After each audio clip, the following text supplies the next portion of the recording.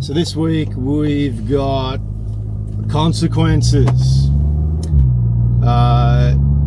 The disruptions that I've mentioned quite a few times to staff and being short,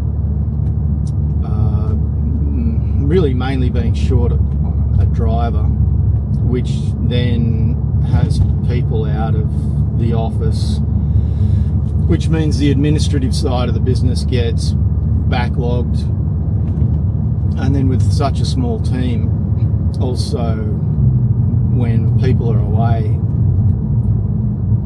it makes the workload difficult for the people who remain there to do the work.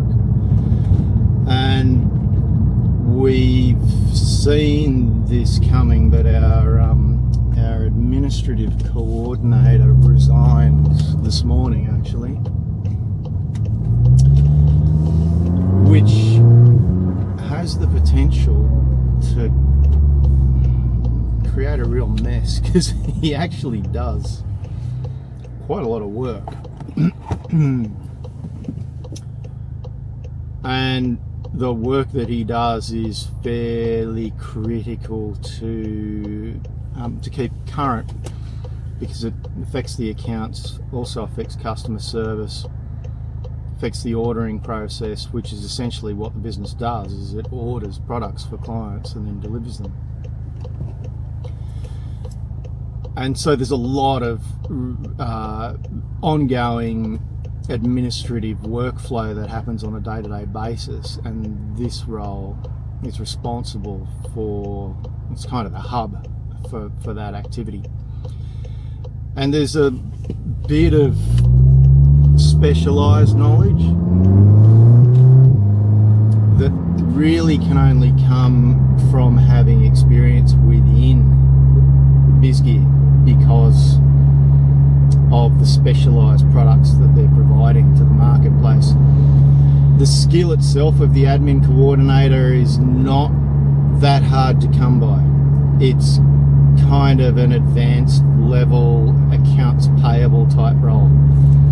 So there's a lot of potential people within the labour force who can fulfil that position, but the challenge is the specialised knowledge relating to Biz Gear's product range, and that really comes with time.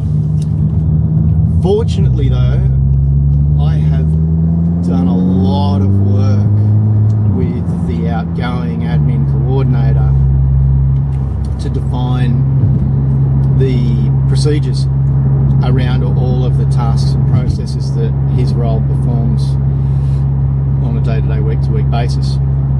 So we have about 90% of how to do that role documented. It's in our client software system, so that the new person who comes in will have access to it and will be able to train them up very quickly and relatively easily on those procedures. But then there's still that learning curve of getting to know all of the different products and getting to know customers and that whole side of things. So we didn't have we had a partial role description developed for that position, but the business owner and I today, because we both agree this role is not one that we don't want to be delaying trying to find a replacement for this person. So again, but I've had this discussion with him before and turned up the following week only to find that he still hadn't placed an ad. So hopefully that won't be the case this time. Hopefully he does see the urgency in getting this role filled as quickly as possible. So we now have a fully developed role with a full set of key performance indicators, so outcomes for the role, skills, knowledge, experience, ideal candidate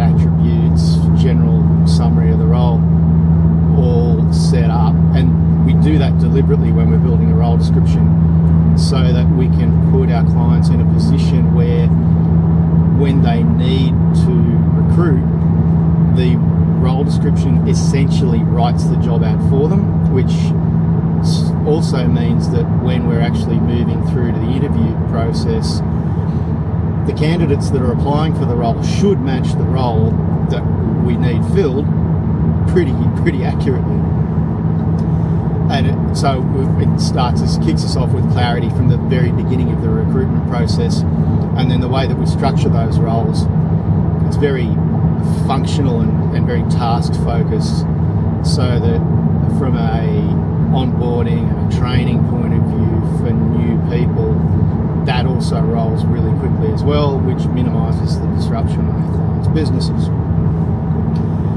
However, this is all on the condition that our clients are actually putting job ads in and getting candidates to apply for the job. So I'll find out what happens with that next week. Following on from the last video, the conversation with rep number 2 has happened. They have agreed a strategy. Now, the client has a list of warmish prospects, businesses that they're already kind of associated with, but not actually supplying products to. So these are businesses who are already familiar with Biz Gear. So that's a warm intro. There's a decent sized list of prospective clients there, and where the agreement at this point is that rep number 2 is going to approach them with various offers to see if we can actually start providing goods to that list of prospective clients. So this is potentially promising. However, both the business owner and I have our concerns about Rep 2's raw sales ability. This is going to be a bit of a test of, okay, so he's fine in the basic order taker role that he's essentially been fulfilling up until now. But now is the test of, okay, can you win new business and can you do it consistently? So we're about to find out. So that's going to be interesting too. So this, obviously, with the resignation of our admin coordinator, was a good time just to sit down with the business owner and his son, who is the soon-to-be general manager of the business. Just confirm that they're happy with the direction that we're taking with the organisational chart, and the consensus is yes, the tweaks we've made are working. The roles that we've defined seem to actually have the business moving in the right direction. The challenge we've got is we've still got a couple of people who are not performing quite at the level that we want within the roles that we've defined. So that's obviously something that we're going to be working on in the coming weeks and months. But we're fairly confident that we can work our way through that and get some good results. And by bringing, if we're careful about who this next person is that comes in, if we get the right person, the right mix with the team, the right attitude for where we want to take the business, obviously that's going to have a big impact on the flow through, on the morale and the vibe for the rest of the team. So that's also working. And the other thing that we're now starting to bring back into focus is supporting the reps and the monthly sales activities, focused back onto the email campaigns and developing a monthly email campaign strategy that will support the reps activity.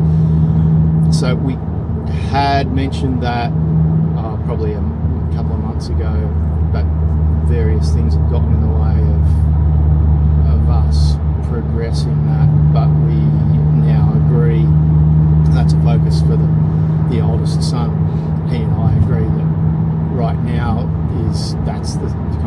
optimal thing that we should be focusing on, and now's a good time to do it. So all going well, depending on what impact we have from the departure of our admin coordinator. Will he stick around for the next couple of weeks like he's supposed to? Because it was all pretty fresh when I walked in the door today. So we'll see what happens. Hopefully he will fill out the 2 weeks notice period, which will give us some time to recruit, and also mean that we're not going to have to be, people are going to have to be jumping in and filling his role in his absence. So we'll see what happens next week, and I'll